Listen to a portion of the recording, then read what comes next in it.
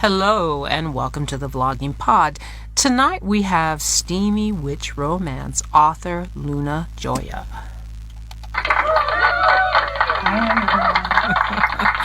Welcome, Luna, to the room. Let me start my timer before I forget that, because I will obviously always forget it. We do 20 minutes, so it'll go pretty quick. Sometimes it leaves you lacking for more. And if we go over a little bit, it's okay as well. Tonight, I'd like everybody to know that you might notice a difference in my voice. And that is because I've updated my software to match the audibles that I do. So this is my first podcast with Luna, with my voice sounding the way I'm hoping it always sounds when you speak to me. So, yay!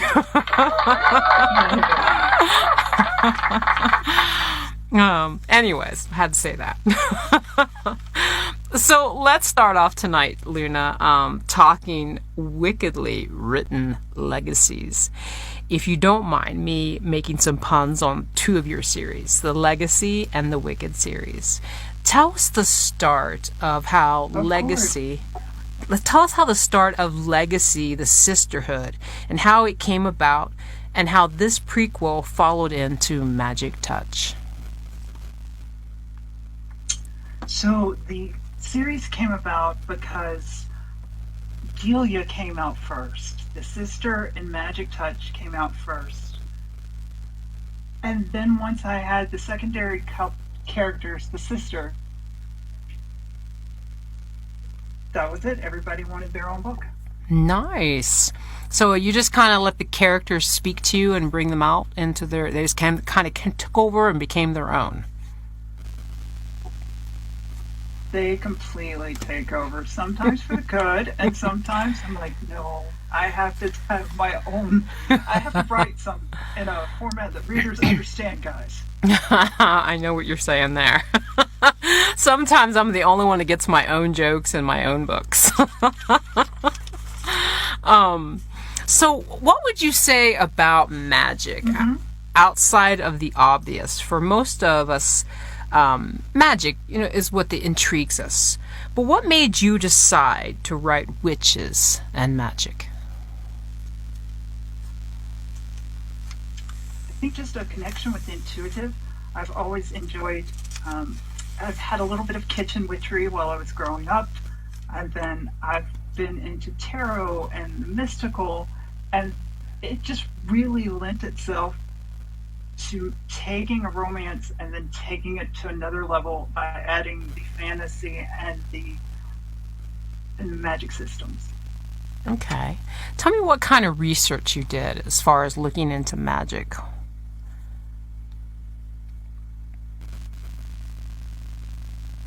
Into Wiccan, and of course use my own knowledge and experience on the magic.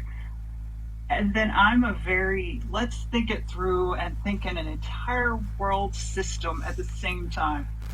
So I have lots of worlds in my head. It's a big place up there. I wanted to make this more of a mage book where this isn't spells and rituals. It's more of a family inherited magic. But now I'm getting to play with spells in my next series, which is coming out with the Furies. So that's fun. Oh, okay. Now, you said family inheritance. So it's passed down through the family? It is passed down. And it only is women who get active blood powers. Nice. The men don't have active powers. Huh. Nice. I actually, I'm skipping ahead here in my notes, so give me a minute, because I actually have a question where I ask about that. If the magic, here it is. Here we go. I'm going to skip ahead just a little bit, but that's all right. Because when you mentioned family inherit, I'm like, hey, I've got that. So as we reference how magic is used, and it's only follows through the bloodline for females, correct? It is a maternal lineage. Maternal lineage. Okay, cool. But you have a lot of heat in your books, correct? Oh yeah, Oh, yeah. I loved when I got called filthy hot. Filthy hot, huh? So tell me how the males play their role in the books. So all of them are still alpha, alpha males, which means you have to have super strong heroines. So basically, from all walks of life, a lot of ex-military because I'm married to a combat veteran. Nice. And then I've got the FBI task force, so they're the FBI, and then some of them are more of a bad boy. And then I've got Surfer Sam because I live in LA, so I spend a lot of time at the beach. Nice. Nice. So when we talk about your writing works, how would you say you have your characters use their magic? I know you said it's inherited, but what kind of format? Is it spells? Do they already have it within them? Is it taught? Is it something that has to be nurtured? So in the Legacy series, it's actually something that has to be nurtured and that they inherited, but they don't know fully how to use it. So they're learning as they go. Okay. Which makes it more fun when you have a fire elemental who sets the room on fire when she kisses someone. Wow. So when they're learning, do they learn... That's a hot kiss. Oh, a hot kiss. Okay, got you. A hot kiss. Yes, yes. So as they're learning, I mean, do they learn within their family unit? Do they, I don't know, go to a witch school? How does that progress? There's no witch school in the Legacy series. It's a possibility discussed in the Wicked series because, of course, the world just never stops going. And then this is more learned from practice. Okay. Which I've done also in the Wicked series, and then in the Furies, it's fun because you get your wings, and if you're a grown-up who's a klutz and you get wings, it doesn't mean you're going to be able to use them well the first time. Nice. So they get wings, and they're magical as well? In the Furies system. Okay. In the Furies, the How to Date a Fury, and the Sin City Shifters. Nice. That's a tongue twister. It is. So tell us a little bit about those who aren't as familiar with the Legacies. Tell us about how this storyline took place. Tell us a little bit about the Legacies. Of course, I started with Magic Touch in my head, which was the paranormal FBI task force and how they're investigating murders. Because I write murders, magic, so it's magic, mysteries, and sexy hexy time. Nice. Nice. Now, is each Every book has a murder mystery. Oh, okay. So are the characters different in each series, or are we following one particular character? There are different couples for each book, and of course the couples come back to make cameos and appearances and be side characters in the other books, because there's nothing worse than falling in love with the character and they never come back. Oh, I know that right there. I do love it when your characters continue on in the series. So as we're talking about the Legacies, tell us a little bit about the Wicked. The Wicked is a spin-off of the Legacies. The Wicked is a three-part, so it's a trilogy. Okay. But each book has a different couple. Okay. And the first was Wicked Crown, which is a goblin who doesn't want to be a queen. And she's also a supermodel, because why not? Right, why not? And she falls for a witch male. Wow. Oh, okay. So in Wicked, they don't have, it doesn't stay along the women line. That's only in Legacies. He's the only one with powers. Nice. He got it from a demon, and you meet him in Magic Touch as the villain. And of course, being Wicked, the villains come back and get their own stories. It's a redemption arc. Nice. A redemption. Now, what made you decide to go in that way with a redemption arc? I had readers who fell in love with the villains. Nice. Nice. Would you say you fall in love with them as well? Of course. So, is there a cost to magic? Or does the heat created between your characters cost their hearts instead? Both. Both? So the legacies are actually part of a magic system that is the Senate system, where they've inherited these huge powers that come attached to an authority. Mm-hmm. And when they use their magic, they all have a cost. So Magic Touch Delia is an air witch, and every time she uses it, she gets so tired and it wipes her out. Okay. And then you've got another one who is Ruby, who is your earth witch, who is everyone's favorite single mom with a baby witch.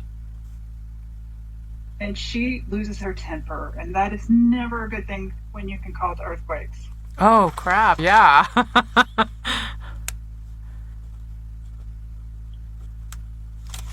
Cool. So you're right. It all comes down to heart.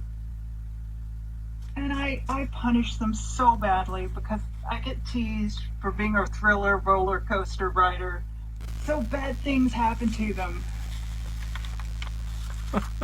Similarly with just the heart and also with their magic, would you say?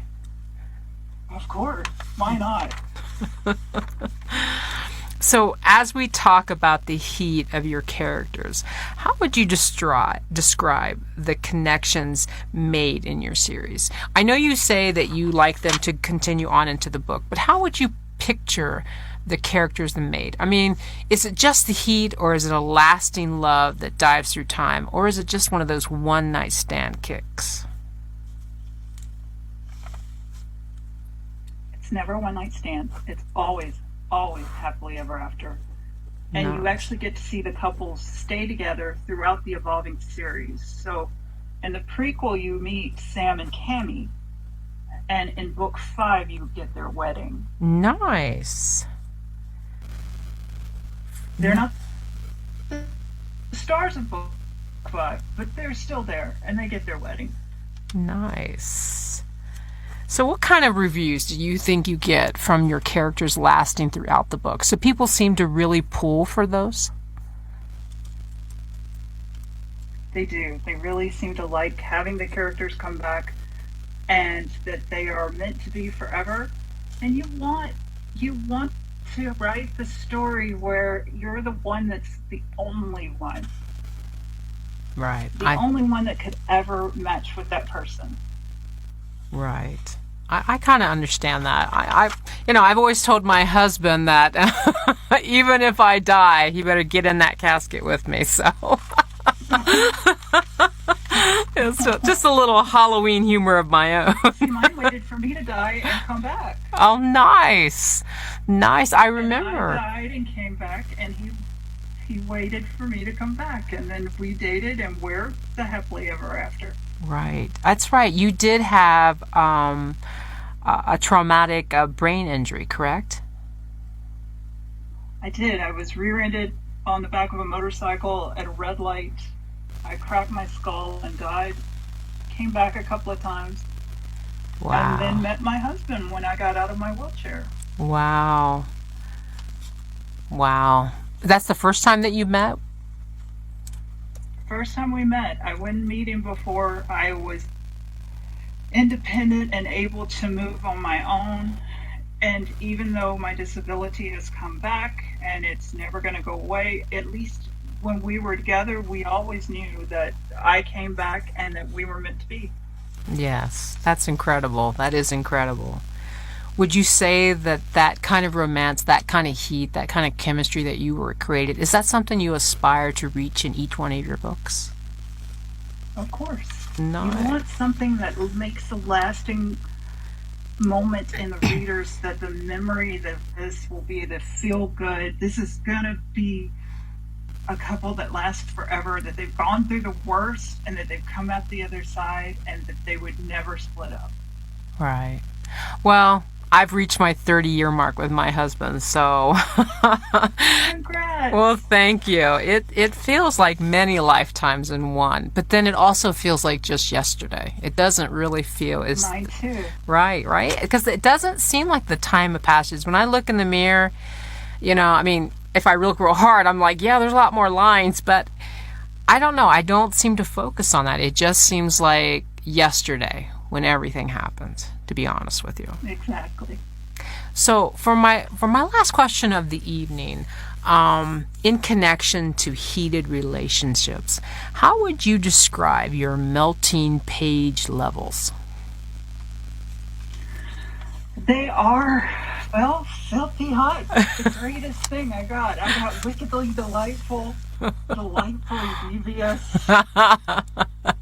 I get the 5 flame reviews, and those make me so happy when readers are like, this was hot, and it was substance, and we just loved it. Nice.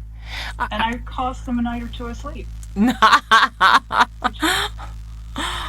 I can understand that completely. I was going to make that my last question, but I am curious, when you talk about your readers, how much of a connection do you have, and how much do they inspire you in your books? My readers are amazing. Either through Facebook or newsletter, they reach out, they let me know what they love, they let me know what makes a connection, what they feel passionately about, and they've completely inspired books. Nice. I love that. Many thanks to you, Luna, for coming in tonight and talking with us. Your books are delightfully heated and delightfully wicked and delightfully magical. I want to thank you so much for being with us tonight. And also I want to thank our listeners. As always, you guys make the show every day. Thank you again. Have a good evening. Go ahead, Thank Luna. you for having me. Well, it was a pleasure. Thank you again, everyone. Until next time. Bye-bye for now.